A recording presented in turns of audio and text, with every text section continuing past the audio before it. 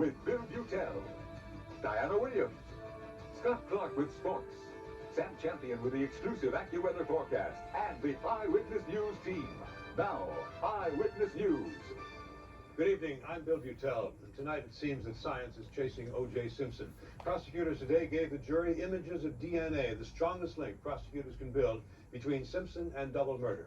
The X-ray comparisons of blood drops show a match for Simpson's blood at the scene of the crime. J.D. Dapper has more live in Los Angeles. Good evening, J.D. Well, Bill, up to now, perhaps the only people who didn't know that the prosecution had DNA tests that allegedly showed that O.J. Simpson was at the scene where Nicole Brown and Ron Goldman were killed were the only people that really mattered, the jury.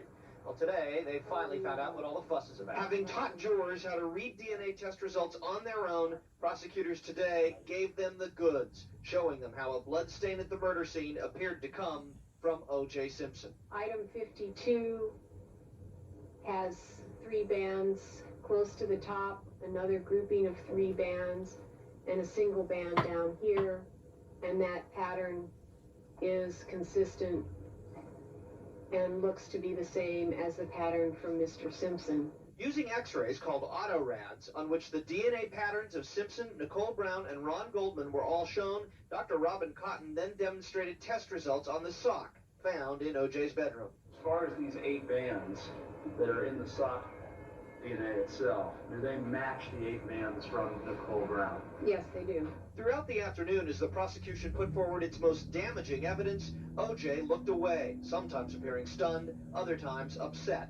But the jury appeared their most attentive yet, following along as the prosecution led them down the so-called trail of blood right through O.J.'s front door. The DNA banding pattern from item number 12 in the foyer matches the DNA banding pattern from Mr. Simpson. And just as the prosecution was finally fulfilling the promises it made to the jury in January, Judge Ito has apparently fulfilled some of his own regarding the video viewing rooms at the Jors Hotel. Well, I understand we had some modifications to Cinema 1 and Cinema 2.